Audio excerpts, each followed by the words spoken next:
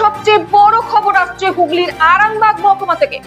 আরামবাগ, খানাকুল, পরশুরা ও গোঘাট বিধানসভা এলাকার তৃণমূল কংগ্রেসের প্রার্থীদের মনোনয়নপত্র জমা দেওয়াকে কেন্দ্র করে জমে উঠেছে রাজনৈতিক উত্তাপ।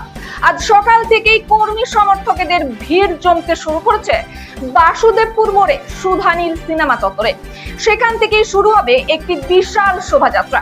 বাদ্যযন্ত্র, পতাকা আর স্লোগানে মুখরিত হয়ে এসডি অফিসের উদ্দেশ্যে রওনা দেবেন প্রার্থীরা। সরাসরি চলে যাওয়া যাক ঘটনাস্থলে। সঙ্গে রয়েছেন আমাদের প্রতিনিধি সুমন চন্দ্র। সুমন, তুমি এই মুহূর্তে রয়েছো আরামবাগে, ঠিক কি পরিস্থিতি সেখানে? কতটা ভিড় জমেছে এবং শোভাযাত্রা কি ইতিমধ্যে শুরু হয়ে গিয়েছে? আরামবাগের বাসুদেবপুর মোড় থেকে বাদ্যযন্ত্র সহকারে শোভাযাত্রা আকারে আরামবাগের বিধানসভার তৃণমূল প্রার্থী মিতা বাগ তিনি কিন্তু একেবারে নমিনেশন জমা দিতে যাচ্ছেন। সেই চিত্র কিন্তু আপনাদেরকে দেখাচ্ছি।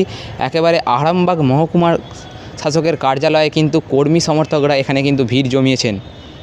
এমনটাই দেখতে পাচ্ছি, কর্মী সমর্থকদের ভিড় কিন্তু একেবারে উপচে পড়ছে। একাধিক অঞ্চল থেকে তৃণমূলের নেতাকর্মীরা কিন্তু এখানে বাসুদেবপুর মোড়ে এসে কিন্তু তারা ভিড় জমিয়েছেন। দলীয় পতাকা এবং তাদের দলীয় স্লোগান কিন্তু মুখরিত হয়ে উঠেছে এখানের পরিবেশ। সুমন, স্থানীয় মানুষের অংশগ্রহণ কতটা চোখে পড়ছে? প্রশাসনের পক্ষ থেকে কি ধরনের নিরাপত্তা ব্যবস্থা নেওয়া হয়েছে? আর হ্যাঁ, এমনটাই কিন্তু দেখা যাচ্ছে, আরামবাগের বাসুদেবপুর মোড় থেকে কিন্তু শোভাযাত্রা একেবারে শুরু হয়েছে। এই শোভাযাত্রা যাবে আরামবাগ মহকুমার শাসকের কার্যালয় পর্যন্ত। স্থানীয় মানুষও কিন্তু এবং পথ চলতি মানুষ কিন্তু প্রার্থীর সাথে পায়ে পা মিলিয়েছেন।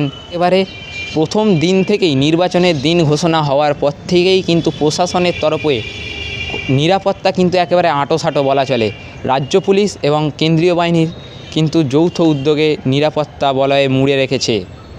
সুমন, এই গুরুত্বপূর্ণ আপডেটের জন্য। সব মিলিয়ে মনোনয়নপত্র জমা দেওয়াকে কেন্দ্র করে আরামবাগের রাজনৈতিক আবহ এখন তুঙ্গে। এই বিষয়ে তৃণমূল কংগ্রেসের প্রার্থীরা কি বলছে শোনাবো আপনাদের।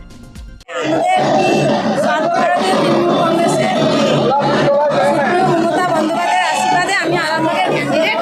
আমি আজকে এসডি অফিসে আমার মনোনয়ন নির্মল মাঝি গোঘাটের বিধানসভা ক্যান্ডিডেট, আর খানাকুলের ক্যান্ডিডেট পলাশ রায়, আর আমি আরামবাগ বিধানসভা। আজকে এখান থেকে এই র্যালি করে আমরা সামনে রেখে আমরা মানুষের কাছে গেছি। মানুষের ভালো সাড়া আছে।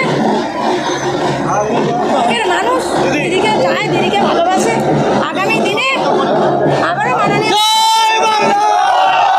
আমার সমস্ত আরামবাগ মহকুমার সাংবাদিক বন্ধুদেরকে আমি ধন্যবাদ জানাই, শুভেচ্ছা জানাই যে আজকের এই শুভ মুহূর্তে আপনারা কভারেজ করছেন। দীর্ঘদিন আপনাদের সঙ্গে আমি পথ চলেছি।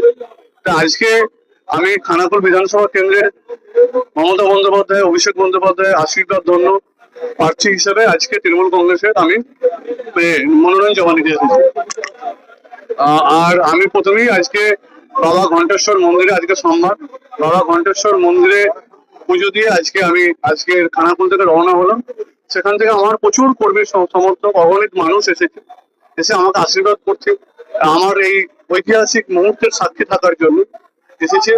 এবং যেভাবে খানাকুলের মানুষ আমাকে উচ্ছ্বাস, আশীর্বাদ, ভালোবাসা দিয়ে ভরিয়ে দিয়েছে এই কদিনে, যার ফলে খানাকুলের মানুষের প্রতি আমি কৃতজ্ঞ। আমার যে কাজ করার যে মানসিকতা বা মোটিভেশন, সেটা কিন্তু, এবং আমি যে সকাল থেকে সন্ধ্যা পর্যন্ত প্রচার করছি, খানাকুলের মানুষের আশীর্বাদ এবং ভালোবাসা আমাকে বাড়তি মোটিভেশন যোগাচ্ছে। খানাকুলবাসীর প্রত্যেকটা পরিবার, প্রত্যেকটা ভোটার, একদম বাচ্চা থেকে বয়স্ক পর্যন্ত প্রত্যেকটা মানুষের সঙ্গে আমার নিবিড় যোগাযোগ থাকবে।